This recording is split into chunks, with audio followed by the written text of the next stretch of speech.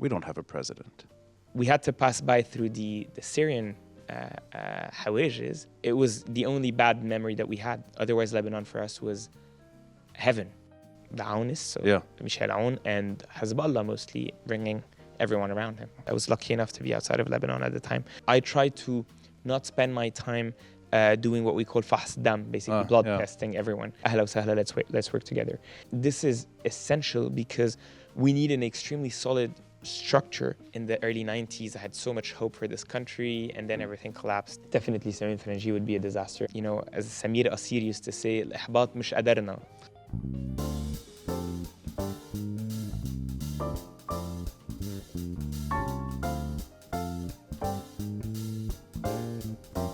The city is small. It's very small. If I'm walking down Jemezi, I would say there's a 50 to 75% chance I'll walk right into you. What a pleasure. For many good reasons. The first is, obviously, you're the Secretary General of the National Bloc, which is dead smack right in the middle of the main road in Jemezi. We have many common friends. Oftentimes, I will sit in and join on a very healthy and lengthy political discussion. But above all that, we're the same generation. We go out to the same places. And I think for the most part, we see Beirut and our lives here more or less the same way. And in that story, I think we're the post-war generation that's still trying to reclaim this country. And the reason I'm starting it this way is because go back 35 years ago, where we hang out in Jemezi would have been the front line between East and West Beirut. You go back 48 years ago, that same street suddenly becomes demarcation, where East and West Beirut are torn apart today, April 13, 1975. We weren't born then. I think our memories of the Civil War are fleeting at best. But we grew up at a time that I think both of us and our generation wanted to reclaim this country once and for all. You're now heavily invested in politics. I am as well, albeit this way, through podcasting, writing, thinking out loud, and persuasion. And I think it's the most appropriate time to reflect on a very important chapter with a very important guest, Michel Helou. Welcome to MTV. Thank you, Ronnie. I wanted to give you the right introduction because you're not just the Secretary General of National Bloc. You were also running Lorient Le Jour not that long ago. I think the first time I spoke to you on my podcast, you were still at Lorient Le Jour, pioneering Lorient Today and going in digital media in a way that's, I think, refreshing on the Lebanese scene. You've succeeded.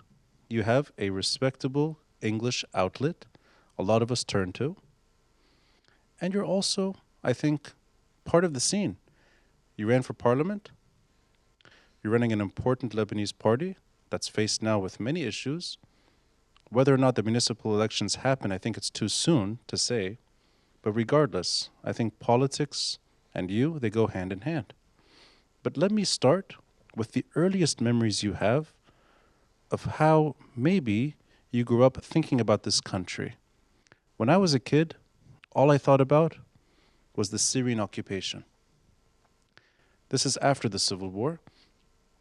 And all I thought about was this country deserves its chance. And its chance took hold later in 2005. But how did you see Lebanon growing up? And whether or not any of what I say resonates to you, because I know we all are different people. We have different relationships to this country. Absolutely. First, thanks a lot for having me, Ronnie. It's a pleasure to be here with you. And thanks a lot for this introduction. And I think that the work that you're doing as a podcaster is quite essential also for the Lebanese media scene. So we need to keep this scene as vibrant as possible despite the economic and the financial challenges that we're facing. My memories of Lebanon. As you know, I was born and raised abroad in 1989 in Geneva, obviously quite far from the war, from the fighting that was happening, and the 1989, 1990 were possibly the worst 2 years of the Civil War. Very far and at the same time very close, because I had the chance of being raised in a family that was very close, very attached, tied to Lebanon, to the country. Maybe because of the heritage that we have from my grandparents and great-grandparents, this very strong attachment to the country, to the idea of Lebanon, to public service and politics in Lebanon as well. Although my parents had both emigrated quite early in 75, 76, so they had kind of grown up and studied abroad. So my first memories are, I'd say, twofold. On one side, a very, paradisiac type of memory that I have that contrasts with a lot of what the local Lebanese were living in the 90s, which was basically the sun, the sea, the rocks, barefoot, running there every summer when I would go back to Lebanon in the 90s. We had to pass by through the Syrian hawages, the barrage, but it was the only bad memory that we had. Otherwise, Lebanon for us was heaven. But at the same time, I also grew up reading a lot about Lebanon, mostly in French, as I was a kid in Geneva, and mostly about the Civil War. So very early on, my first knowledge about Lebanon was the bus, April 13, Ain al-Ramene, the War of the Mountain, the militias, Bashir Jmeil, the Israelis, the Syrians, Raymond Idde, the former Amid leader of the party that I'm now part of. All those became quickly part also of my understanding of Lebanon. And I think that both those memories have been, instrumental in the way I developed my idea of this country and my political project today. It's interesting, since we're roughly a decade apart in age, roughly. I think it's these years that offer nuance in the way many people look at Lebanon in our generation. Because I think the way you're describing it, it resonates with me fully, albeit maybe with the Syrian presence taking a different, it's almost taking, it's a special status in the perversion of Lebanese politics. But the way you're describing it is also equally true in that, as a result, everything goes wrong. And add to that, you are associated with two of the most respected and well-established institutions. You mentioned Raymond Idde. That man, to me, is a class act. He is one of the best. And the reason National Bloc, we don't think about it during the Civil War, is because it's not involved in the Civil War. That's a very important accomplishment. That political party is reborn later, and now you're running it. But I think its image is clean and intact. And I hold that name sort of above the fray a bit, that a real diplomat selling the message abroad, but doing it right. A nonviolent actor, a nonviolent party that's now associated with the October 17 era and l'Orient du jour.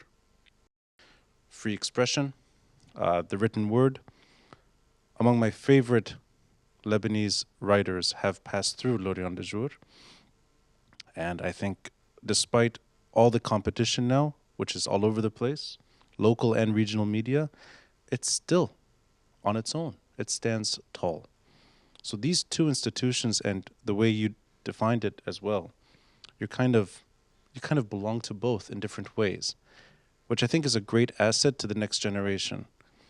And I think also it's great to have a political party that's old and new at once. Absolutely. And that's how I think of National Bloc. So let me now dance in the chapter of history that National Bloc is not on the scene, but we're both old enough to kind of see the way things are moving. The Syrian army exits in 2005. In 2023, the country's completely collapsed.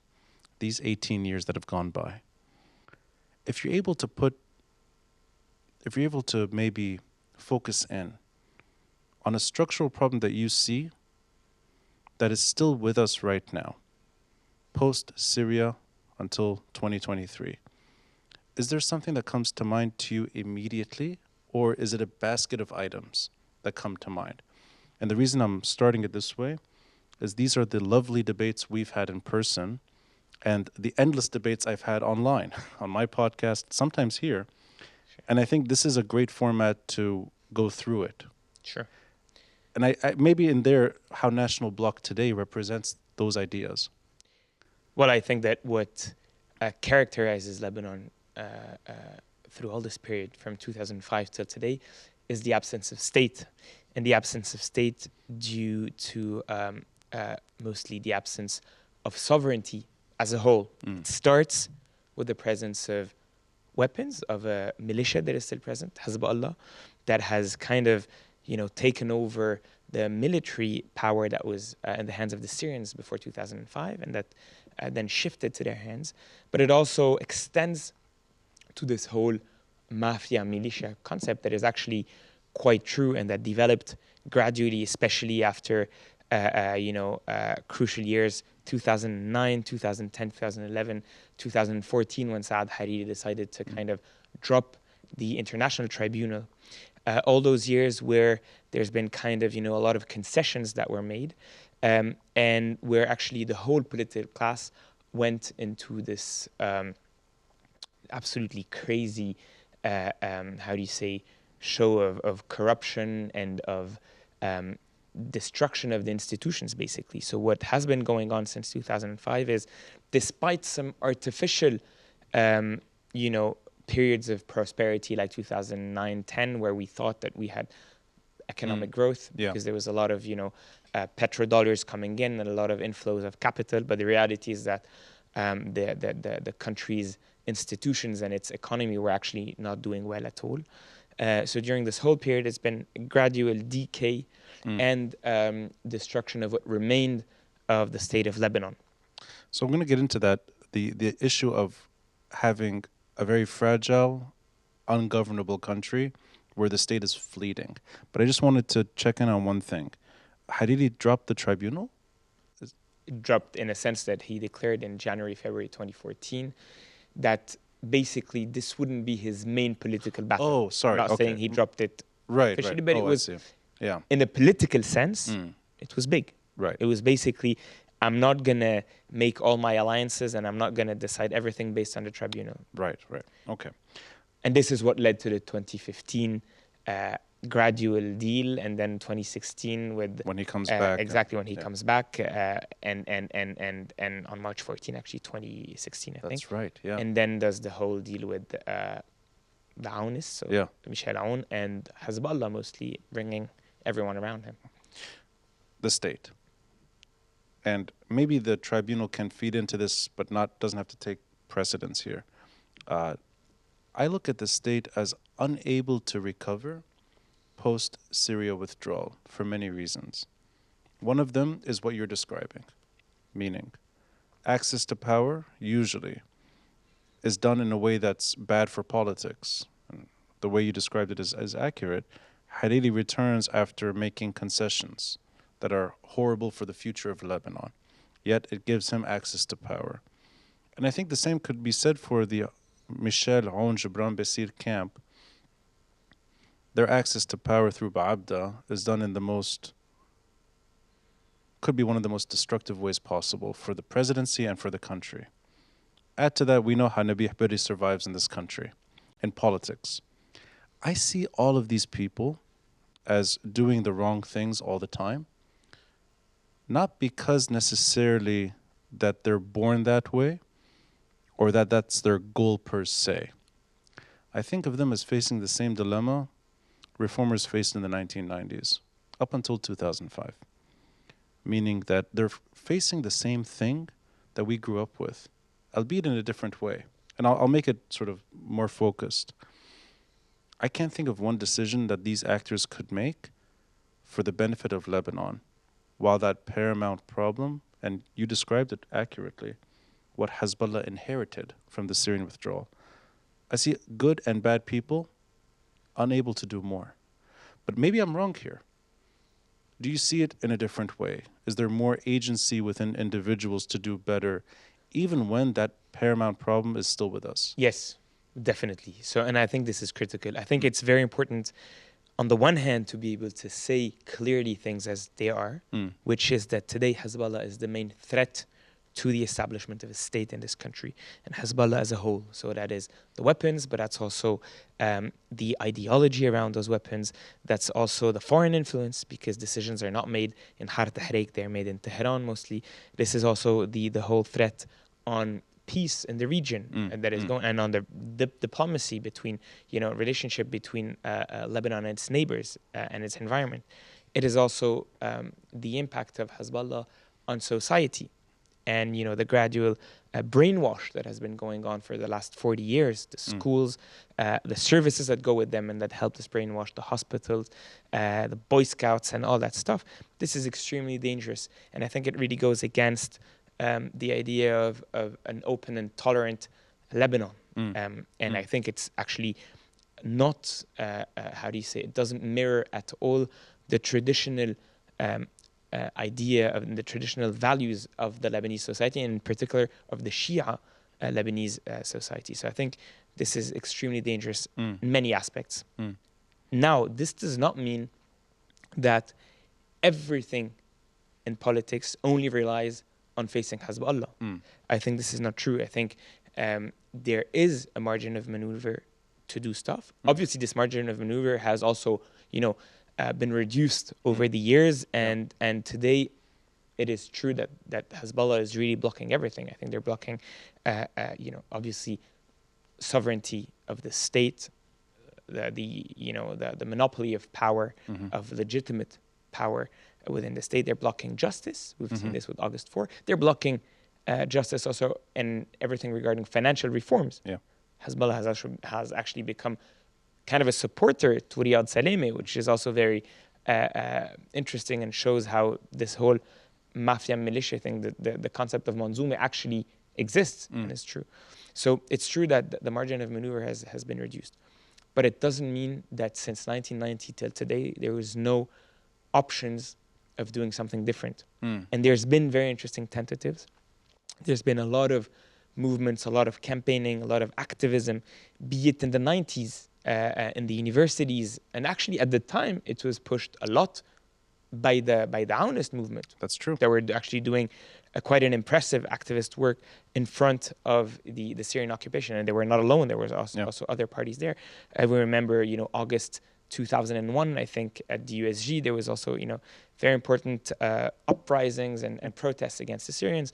The 1998, 1997, 1998 Belediyet, the municipal campaign, Beledi Beldeti Belediyeti, which was run by Paul Ashar and other people, that was also kind of a beacon of, developing activism in the country and reclaiming the right to vote. Don't forget that we had no elections from 72 till nearly 1996, because the 92 elections were more of, appointments of MPs. There was no Belediyet from the late 60s to 1998. So it's, 30 years close. So we had to reclaim democracy. We had to reclaim the right, the freedom of expression, etc. And this, I think, was done by, generations of activists who actually sacrificed a lot for that.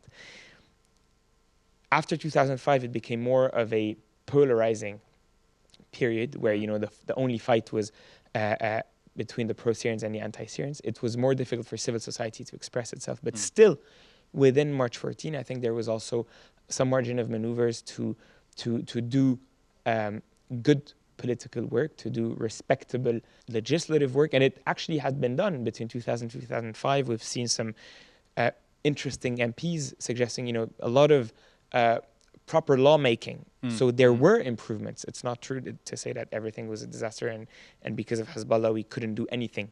But obviously this changed in 2005. And since then, what I'd say is that we've seen again in 2015 with the garbage crisis, we've seen a new kind of, I'd say, rise or a new movement of activism that grew, after the massive corruption that was exposed with the garbage. outside of the total polarization that was on stage, and it actually allowed people to come back to politics kind of outside of the former parties that were all in power. So it was a very interesting opening, kind of. It was kind of a window to start expressing again citizen views and really building citizenship in this country. We saw it in the Beirut Madinati elections, and then this movement gradually became more and more mature and started being more political and started also facing real major problems that you cannot escape, that you cannot avoid, such as Hezbollah.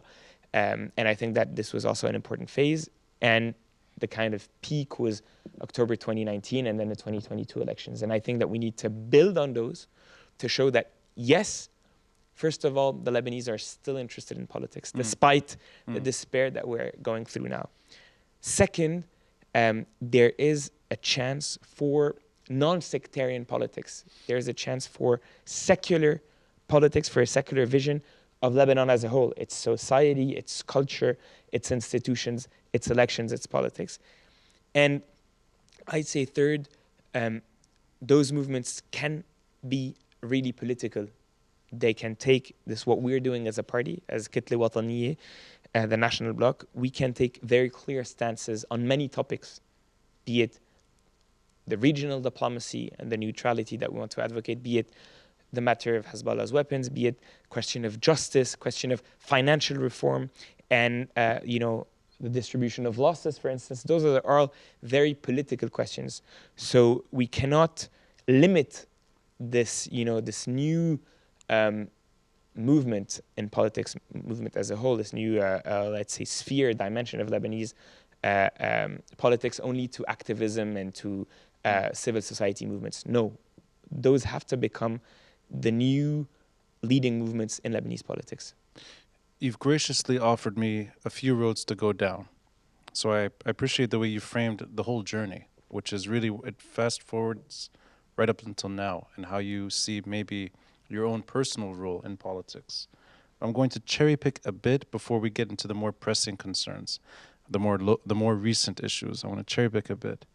If you can think, maybe if you could step back a bit and look at how National Bloc sees its capabilities. Whether or not MPs enter, that's secondary. More that there's a political party that's doing politics.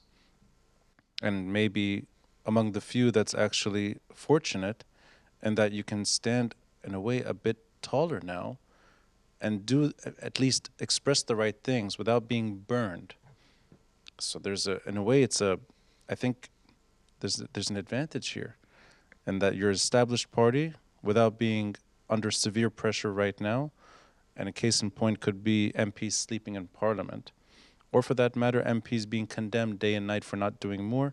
There's no president, there's no investigation into the port blast active. So in a way, there's this luxury, I think, and that you can offer expression and offer positions that others maybe cannot. Tying that into the way you described people that could do more in the past but didn't and should have done more. Is that the window that you see your role today in? That it's not necessarily going direct into the problem, or it's not necessarily tackling the biggest problem that impacts us all. It's really doing whatever you can, even if it's still on the margins, that this is still an important role to play. Is that how you see National Bloc and your own role? I want to come back to one thing that you mentioned, which is the people that could have done more, that should have done more. Yeah. Especially the should have done more. One thing I try to avoid as much as possible is judging on the past. And it comes back to the date that we're talking now, where today is April 13, the beginning of the Lebanese civil war. One thing I've learned campaigning in Baabda, which is a constituency where the demarcation line, the Khatt al-Tamis stretches through, is that who am I basically to judge people that have taken part, that have fought in the civil war? I'm no one to judge them. I'm too young. Second, I wasn't here. I was born abroad. I was lucky enough to be outside of Lebanon at the time. So I try not to judge, because when you talk to those people, everywhere on both sides, you realize the same 95%, the same willingness to basically, defend basic instincts, defend your family, defend your neighborhood, and way before politics and way before sectarian hatred, this was all about also doing what you have to do, fulfilling your duties. That's fair. I meant more 2005 onwards. And even afterwards, I try to not spend my time doing what we call fahs dam, basically blood testing everyone. So obviously there's been massive corruption and the political class since the 1990s that have basically exchanged their military vests for ties and proper suits. What they've done is globally they've destroyed the country completely, and there needs to be legal accountability for that. I think this is absolutely critical. Now, I try also not to spend my time saying, okay, those guys were part of this party or this party, etc. If those people are clean, and if they're willing to see the country in a different way, ahla wa sahla, let's work together.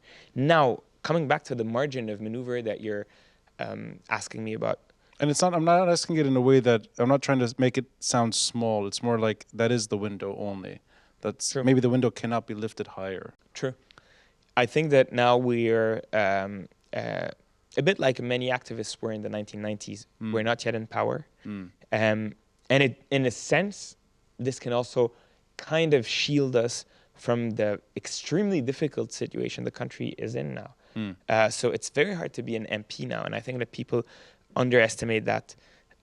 Doesn't mean that we shouldn't have a critical view of what's going on in Parliament for all the blocks, including the Change bloc. But I think that people underestimate how hard it is to maneuver in a Parliament where there's no clear majority, where everyone is fighting everyone, where you're facing people that have absolutely no principles, no values, and are just here to stay in power, no matter how much they destroy the party, the country, sorry. So it is extremely difficult for them. Now, the fact that we are out of this allows us to work more on the ground, to talk to people, to bring people, to convince people that they have to reclaim public sphere, the public sphere. They have to reclaim politics. They have to come back to political parties. It's not because those political parties have destroyed the country and because they're criminals and corrupt people that they should stop completely,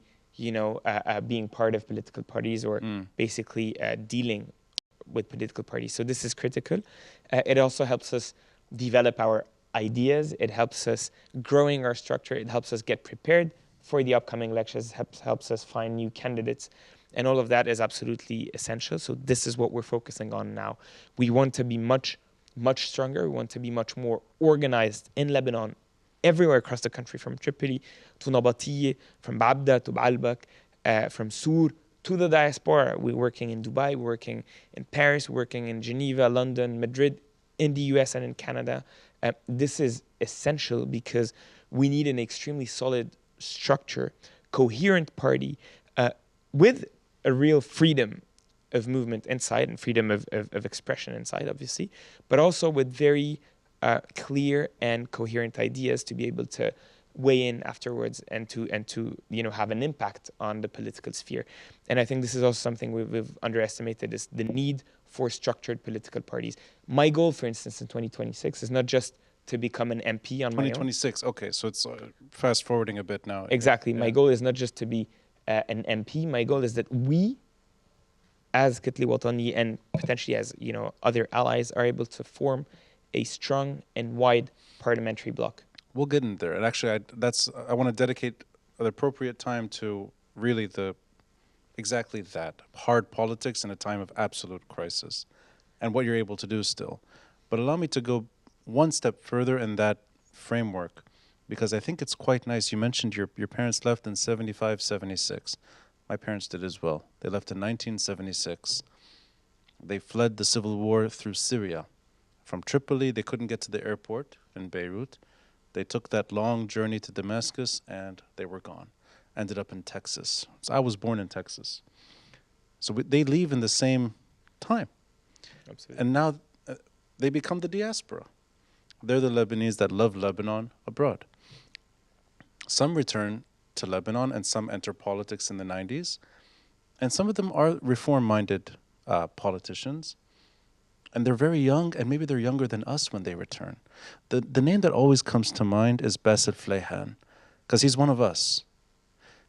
He is really one of us. A Ras Beiruti from IC and AUB who works his way into the World Bank, a talented economist who's hired to come back, and he serves in different capacities, MP, Minister of Economy, if I'm not mistaken.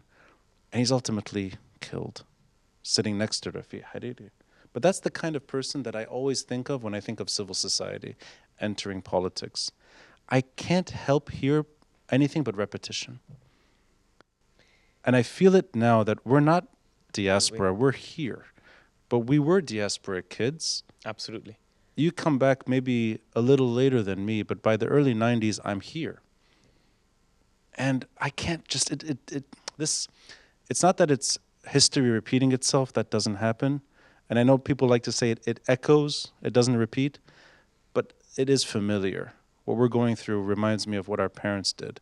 Do you feel that way too? Absolutely, and it's something that struck me when I came in 2015, so I came quite recently, 8 years ago to Lebanon. At the time, I started meeting a lot of people. I came as the new managing director of L'Orient Le Jour, and a lot of people I was talking to were telling me, I came in the early 90s. I had so much hope for this country, and then everything collapsed again economically at the late 90s. I had to leave.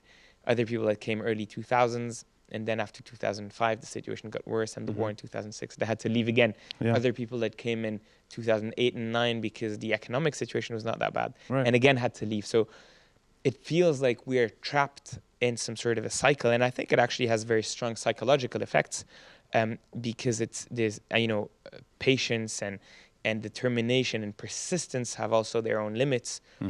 So I think that a lot of people couldn't stand that, and I'm not sure how long we will last. I know I'm extremely determined and persistent, but it is true that it is very hard because actually since the end of the Civil War, it has been like that. Maybe if we take it before, let's say since 1915, there's been kind of every 15 years some sort of a collapse in Lebanon with the several wars, civil wars, or the famine in 1915, etc. So it is difficult. Now, obviously, it doesn't mean that, as Samir Asir used to say, "Ihbat mish qadarna," or despair is not our destiny. I know I'm in good company when I'm writing Samir Asir's name on my notepad and you're bringing him up. Because there's a reference. Please. I think he's an important reference for a lot of people. But even that repetition, it struck me recently. Jean Asir, who's not his nephew, is politely ambushed. And in a way that's reminiscent of the 90s, or at least the early 2000s, that you're not allowed to say everything. And even though it's been dropped, still, Megaphone was on the news. And so was Jean Asir. 2001, I stumbled upon an article where Samir Asir is in trouble. And journalists are coming to his defense. And it struck me as the same kind of, it's repetition. That's 22 years ago. The caveat is that it's Rafiq Hariri who's inviting Samir Asir over to try to calm things down. And it's the usual suspects that are making it feel like Hariri should do more for cynical reasons, not for political reasons. And I felt that, it's even now. It's 2023. Sure. Jean Asir and Samir Asir before. Absolutely. And I think that this is probably also due to the fact that we don't learn from our history. And I think it's pretty fundamental. We always say, تنذكر تمت نعاد. Well, ما عم نتذكرها. We don't remember our history. And this is probably what lets it repeat itself in some ways. Do you think so? Sorry to interrupt. Do you think that's the issue why Jean Asir and Samir Asir are summoned?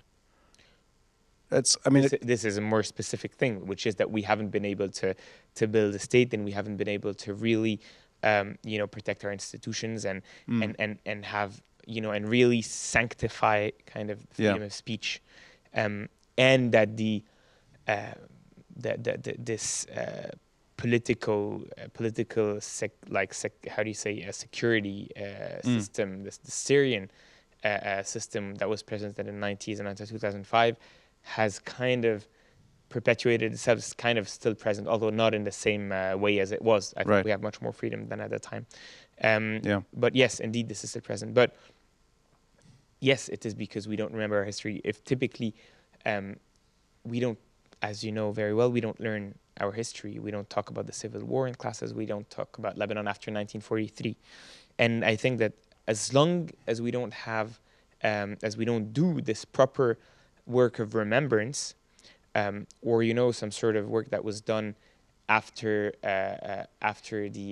also the apartheid in South Africa or in other countries, as long as we don't do this musalaha or musaraha also properly between the Lebanese, we will not be able to build a coherent society, a dignified nation, a proper state. It's always, I'll take it to a different topic now, but it's always interesting. I find myself among very few friends when I still think that getting to that destiny, which I think is an obvious, it should be there, doesn't have to be one version of history. It can be several versions as long as Lebanon as a whole is respected.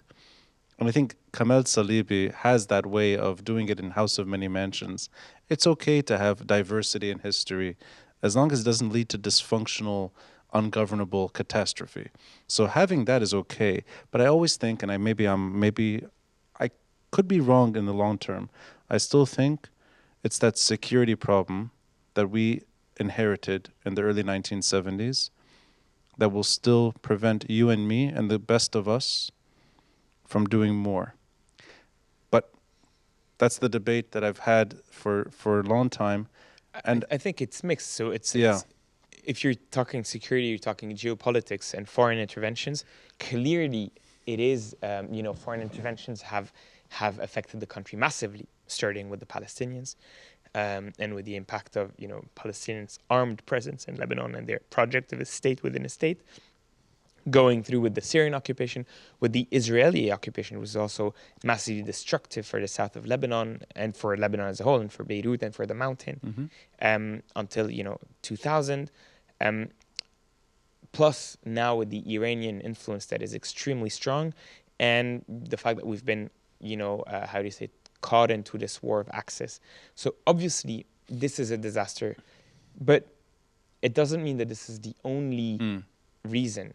And there was a big debate around the title of Ghassan Touani's book, Une guerre pour les autres. Yes.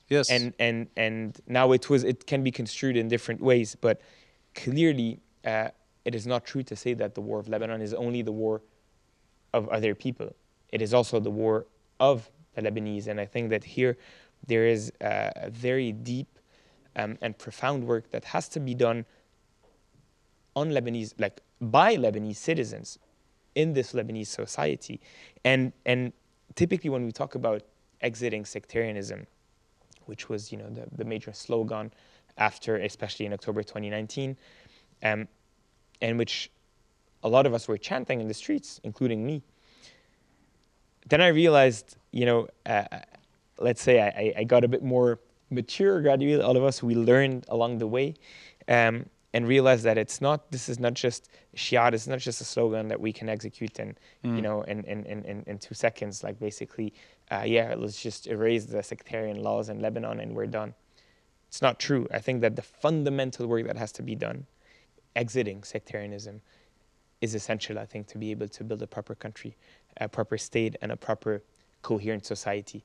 Now, what does it mean? Lebanon will never become a completely secular country, or it will take centuries, and I don't know when this will happen. And this is not the goal even. The goal is what? The goal is to be able to have a society where you are able to separate politics from religion, church and state, and where you're able to have people think first and foremost for the interest of the country as citizens, and then as Christians, Sunnis, Shias, Orthodox, Druze, Maronites, etc. And this will let them, let's say, behave and act as, I'd say, modern citizens that vote for the best ruler and not for the guy that comes and claims that he would protect them against their other, co-citizens. Yeah. And so the work, I think, has to be done mostly on education, on, I don't know, probably creating some sort of a civil service and sending kids from the south to the north, from Beirut to the mountains, and to get to learn their country and get to learn other people. And all of this with building a proper, serious, productive economy that will create jobs and that will let people stay in Lebanon, work in Lebanon, and mix with each other gradually in universities more, in their careers more, in companies, and then in the way they live in their neighborhoods. And all of this will take a lot of time. Typically, I have campaigned a lot along this demarcation line in Ain al-Ramene, in Shieh, in Kfar Shima, in Hadat, in the mountain, Ibea, all the regions where there's been massive fighting, Irnayel and others, on both sides, Christians and Shias, Jews and Christians. And as long as we're not able to do this very deep work, we won't be able to have those walls of fear fall. And when you talk to, I was in a meeting with the mayor of Kfar Shima, for instance. Kfar Shima is a town that has, it's kind of a martyr town that has been destroyed from all the ways, from all the directions. And the municipality is located right on Khat al-Tamis. Oh, yeah. So the window gives on Dahi. You see all Dahi, the airport, right, up to Shwayfet, yeah, Burj al-Barajne, Hayy al-Sullum, Mrayje, etc. And then the other side is Baabda, right, going up. Exactly, Yeah, up on the right. Yeah. And when you talk to the guys and you see the people telling you and showing you the different neighborhoods, you also feel the fear in their eyes. So transforming our society won't be just changing a couple of laws. Obviously, a lot of laws have to be changed, but it will be also being able to, take down this fear and make them feel that all of those neighborhoods are also their neighborhoods and not their enemies' neighborhoods. And this will take years. It may happen past our lifetime as well, but I think it's the question of our time. And I think it's good to always explore this, whether or not even things like sectarian reform can happen. I mean, federalists, partitionists, divorce advocates, whether it's an academic voice or whether it's a more properly sectarian voice, now that kind of language is on the rise, rather than moderation, even implementing ta'if, decentralization, the Senate, all that stuff. And I think the best of us do sometimes make it into power, yet they find themselves trapped. And I think maybe it's too early to tell how much we can actually do while April 13, 1975, in a way hovers over until today. But I'll take now the conversation to a more recent sort of chapter. One thing that is different, I think, from our parents' generation and today is that the diaspora doesn't have to fly here to vote. The diaspora was voting in the last elections and the elections before. And I think it's safe to say that they played a crucial role. They did. And at least bringing a new crowd into politics. And the 13, or however you define them today, the 9 plus 4 or whatever, the 9 plus 1 plus 1 plus 1, doesn't matter. These 13 MPs, I think the diaspora, and maybe also digital media, persuasion and pressure from the street, October 17, all of that combined, brought in a new way of doing politics, which I think is good for the country. That's a positive step. You don't have to be traditional opposition or March 8. You can simply now be a change MP, and we've seen some holding their ground in a way that's quite startling, because you would think that it's easy to take the shorter road or shortcuts. They don't. They stand their ground. Whether that's right or wrong, you can debate that. But it is an impressive change. National Bloc runs for parliament. 5 candidates that do their best, You came close. It's Yeah. not like these are not small numbers. No. They're impressive numbers. And I've had this conversation actually with Ziad Abishakir, who was sitting here recently. I asked him this question. I even asked Jad Ghussan this question on my own podcast because he ran too. He got very close. Whether or not there's a relief in that, you're able to flex yourself perhaps in different ways because you did not win. True. That there could be a strategic advantage in what you want for 2026. Does that resonate with you? Yes, definitely. And as we've said before, it helps us, it gives us a larger margin of maneuver, and helps us work with less media exposure, which is good and bad. But you also have less pressure. You also have less, especially that we're all quite young. I'm 33. I ran. I was 32. I'm not an expert, seasoned veteran in politics, so I can make a lot of mistakes. That's why you still look young and fresh. The wrinkles haven't shown yet. Mine are deep. They're coming soon. They're coming? All right. A couple of campaigns more, and I think I'll be here. Old Michel Helou with this. So what I'm saying is yes, definitely this helps us to work a bit more under the radar, on the ground, talking to students, talking to the diaspora. You talked about the diaspora. The diaspora is one of our major objectives as well. So we work everywhere in Europe. I was I've seen a tour recently. In London, I was in Paris, I was in Madrid. We're talking to Lebanese students in foreign universities. You know that you have massive crowds, communities of Lebanese in IE in Madrid, at LBS, at INSEAD, at HEC, in the US. All those are our main target, and we want to talk to them. We want to tell them, first, don't forget about Lebanon. This is your country. This is the country where your parents live. This is where you were born and raised, most of you.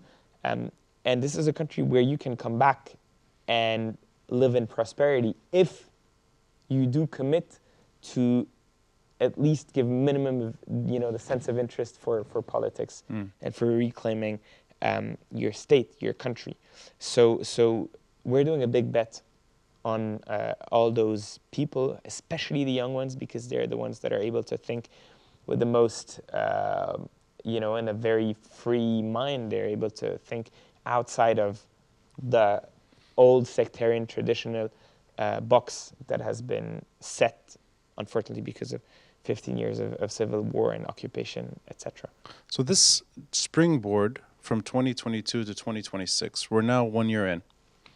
And there's maybe two things we can discuss that are pressing, and they match each other in an unusual way. We don't have a president. And we've heard certain names floated here and there. We've seen names come and go. For the time being, it feels like there are two most visible names that, with difficulty, it's hard to imagine, but perhaps one of them could enter, and I'm going a stretch here. It's maybe unlikely right now, but I still see that with pressure, Sulaiman Frangi could become president. Which is a disaster. And I think we've expressed it pretty clearly to everyone. And that we know when we're pressuring everyone. But that pressure could be... Especially from actors you don't really want them to be pressuring that way. It could be France and Saudi Arabia hinting that they both see him as a viable candidate with concessions. That to me means it's Doha again. Absolutely. So that is a possibility. It seems like Michel Mouawad's name was never really floated to make it to Baabda. It was more a symbolic stand. But the other names have come and gone, and then there could be names that emerge later. We don't know. But for the time being, Baabda, there's no president. Yeah. And add to that, I think it was yesterday that there's hint at delays for the municipal elections. Yes. Or it will be delayed. It will be delayed, right? Was it this morning that they announced? Yeah, and here the biggest risk on the municipal elections is it's not that they're extended. The biggest risk is that they don't happen because they're not ready. There's no funding. There's no civil servants to operate. Ilyas Boussab said this today, right? Yeah. If they're not able to hold the legislative session to extend them, in that case, we will face a massive void. Already we've got a big void, nearly everywhere, nearly every level of the state. But if the municipal councils, and more specifically the mkhetir, the makhtars, if those are not extended, they will basically lose their mandates. And in that case, it's like local authorities, local administrations that kind of collapse and vanish. So it will be one of the, final steps of the collapse of the state in Lebanon. So it's extremely dangerous. Coming back to presidency, definitely Samin Frangi would be a disaster. And thinking about doing a deal, when we haven't negotiated anything, especially with Hezbollah, would be extremely dangerous. I think that Samin Frangi represents everything we don't want, be it on the side of, traditional politics, but in all its worst aspects, clientelism, very close to many corruption deals. We've seen what's going on with the Rahmi brothers that are funding Samin Frangi. They were sanctioned just 2 days ago. Absolutely sanctioned recently, and there's a lot of, legal actions, lawsuits against them. This also traditional sectarian, clientelist, feudal type of politics, the dependency on Syria, foreign powers. This is extremely dangerous, especially at a moment where Bashar al-Assad is coming back gradually in the game. Saudi is kind of welcoming him, etc. So you see that too. Absolutely, Samin Frangi, and I'm wondering why are they so determined on bringing Samin Frangi? I mean, he doesn't bring anything positive, and if he brings something, it is opening the country and its arms wide to Bashar al-Assad. We got rid of Syria in 2005. Now is not the moment to have them back in the game. I worry. I'm sorry to interrupt you here. I worry, and this seems it's a bizarre statement to make, but I think of it this way: that going back to the security problems that we live in, I worry that the Syrian regime, should it have its influence once more, they will become the obstacle to Hezbollah. That's a security regime that may not always agree with what Hezbollah wants, and that takes us back to the 90s again. Absolutely. Where Syria and Iran are compromising, but sometimes not agreeing, and you see friction. And that would be the worst form of opposition to Hezbollah. That is a scenario that would be the end of politics again. And that would prevent all of us from doing our work. You'd have the worst kind of friction for a country that can't get anything right done. I think of that scenario as really the most vicious form of paralysis. Is there anything we can do, meaning change and opposition, right now to prevent that from happening? And does that also mean making sure someone like Frangi doesn't make it to Baabda? Sure. I think that we still have a lot of things in hand. And by the way, this is fundamental.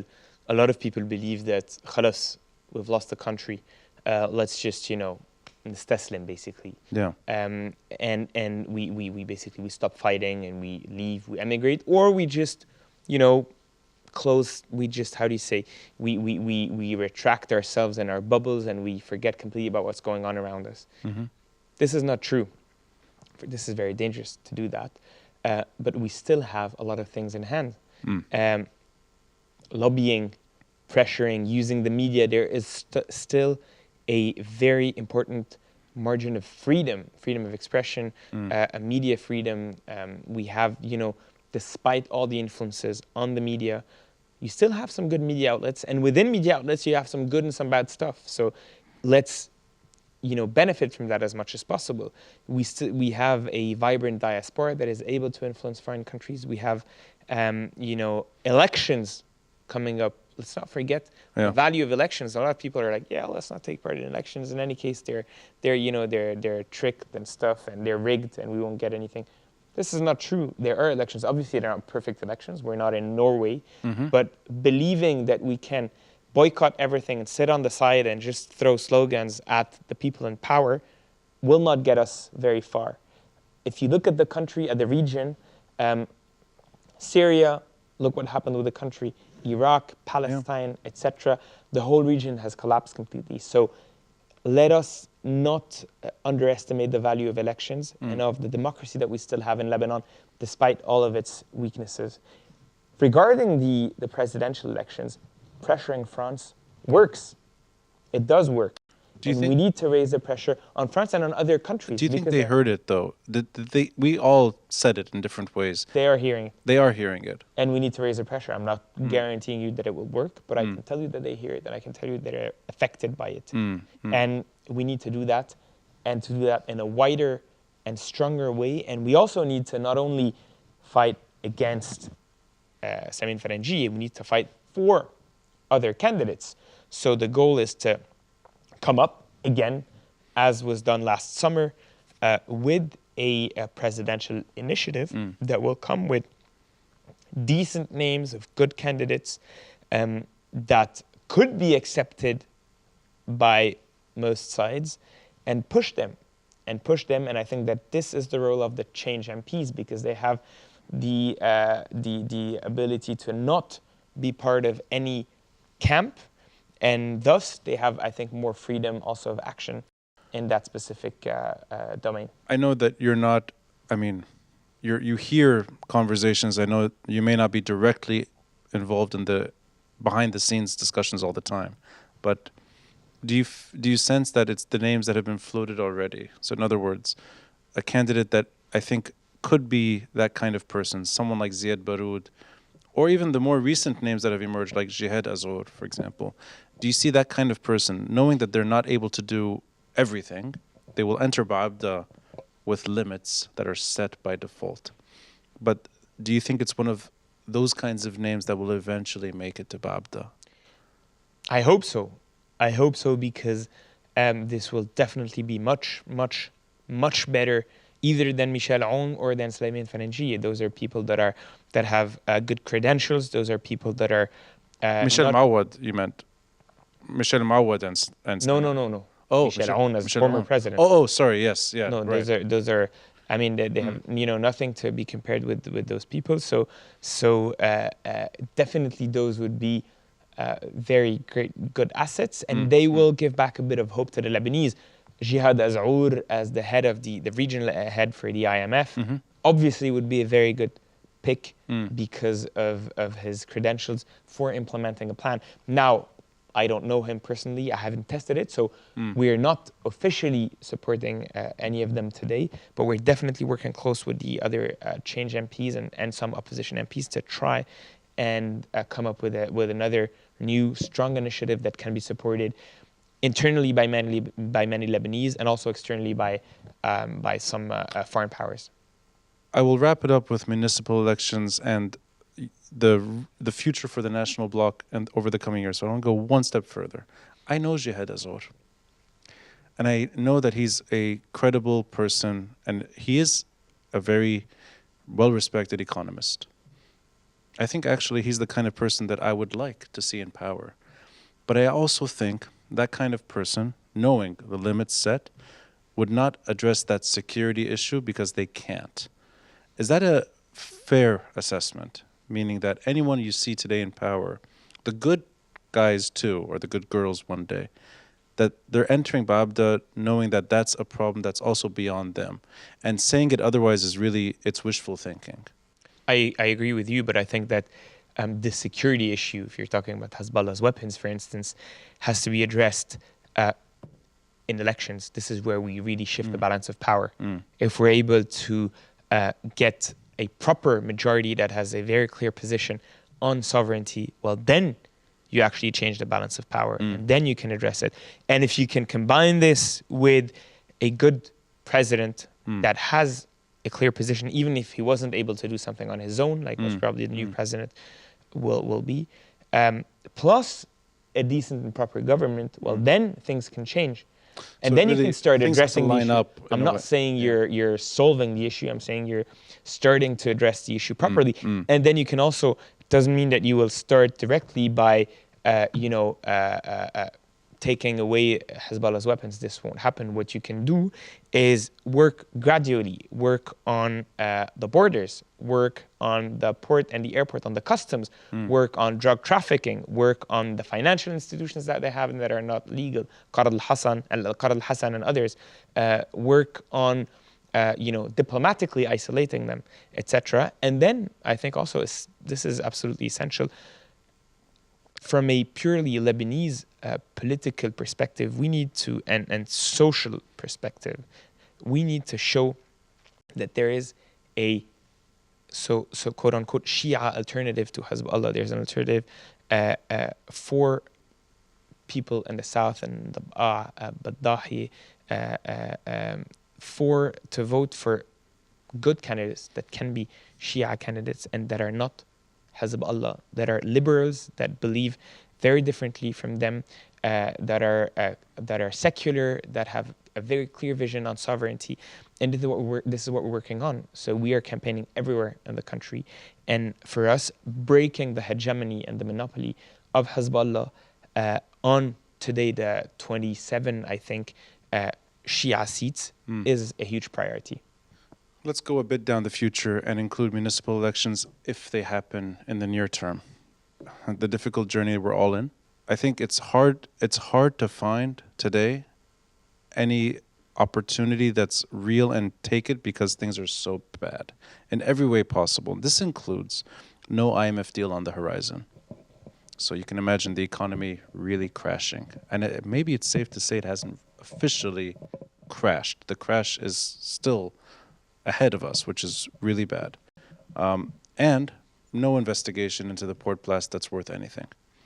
Whispers of some UN, Human Rights Council, UNHRC meeting in June could maybe pitch higher volume, doesn't really mean much when it comes to an investigation. So two tragedies, the economic catastrophe and the port blast, no accountability. Let's say that doesn't happen. Let's say that's a reality and we have to live with that.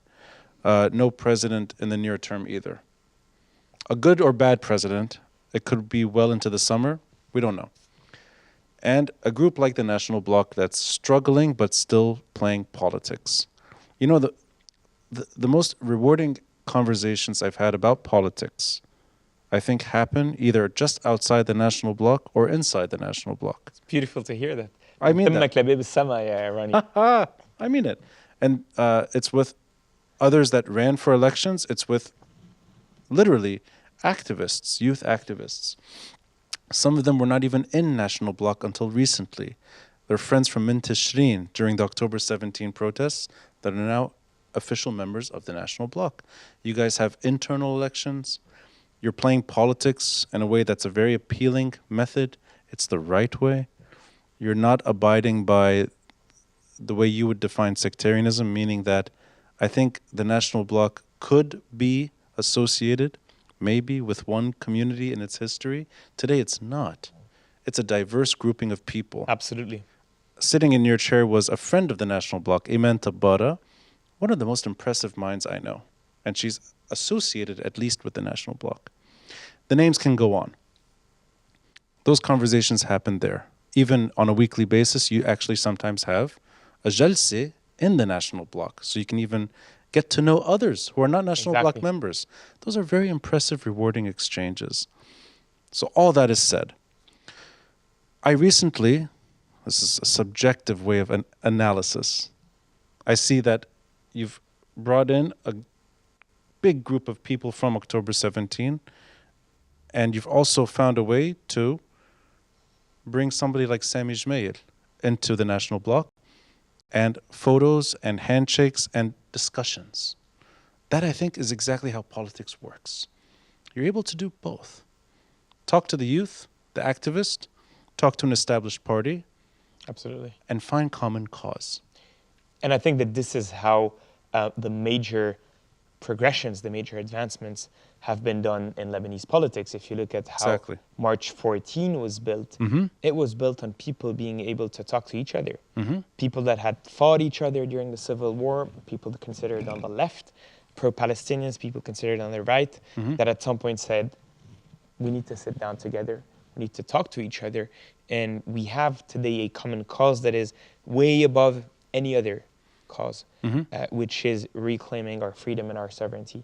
And this is how they were able to make March 14 happen and have it succeed. And I think that this is something critical, and this is where politics have to be done. This is how it, it doesn't mean, and this is very important, it doesn't mean that you're betraying any sort of value. Bilaks, We have very clear values. We want them to not just stay as slogans, we want them to be translated into actions, into new people coming to power.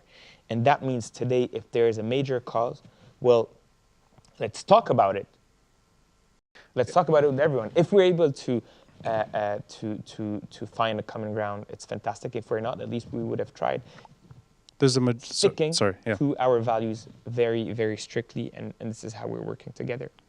I think the majority alliance that was the inception of March 14, meaning the way you described it, old foes that try to find common cause on a few key issues at once. Right now, there's a minority alliance in the making that could one day become a majority alliance too. And I see this as real politics. And that's the right way to actually find common cause and yield results later. So I applaud that. I'm trying to now imagine a situation where that kind of politics confronts municipal election bickering. And I can see things happening from now because this is how it always happens in municipal elections. There's a quick divide, usually among civil society, but not only civil society. There's an impressive turnout, a 40% turnout. 40% is not enough to get in, but it's impressive. Beirut Medinati made it something like 41 or 42%. That's impressive, but it doesn't get you in. And I can see something like that happening already, in that hesitation to go one step further. And I know that it's not about Kataib, and it's not necessarily about any regime party. But is there a way to package the next municipal elections so that it's not even the national bloc, it's individuals that are vetted from all types of reform-minded people that are nominally coming from parties, but they're not the party, they're Absolutely. people. Is there a way to do that so that municipal elections don't end up like 2016? This is how we're seeing the campaign. And this is what we're working on. We're getting prepared on the ground, finding candidates, developing our program, building the electoral machine and the databases and everything.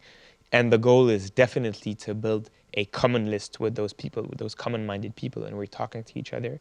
And we are close to getting something solid. Now, obviously, it has to be developed. It has to be stronger. It has to be widened so that, as you said, we bring the largest array of people, because municipal elections are the main, let's say, the main political event, the main opportunity for all of us to reach the position of power, of decision-making, and to be able to execute also, not just being in a legislative seat and being a parliamentary minority, but also being at the decision-making level and the executive power. And I think this is critical to show that, yes, change is possible in Lebanon, and actually change has direct impact on your lives, which hasn't happened yet. Because we're only a parliamentary minority, representing the change movements. It is absolutely critical to be able to get the power in several municipalities. We're not just working in Beirut. Right. We're also working in Tripoli, working in Jbeil, working potentially in the south, potentially in some other villages, in Qada, Baabda, and others.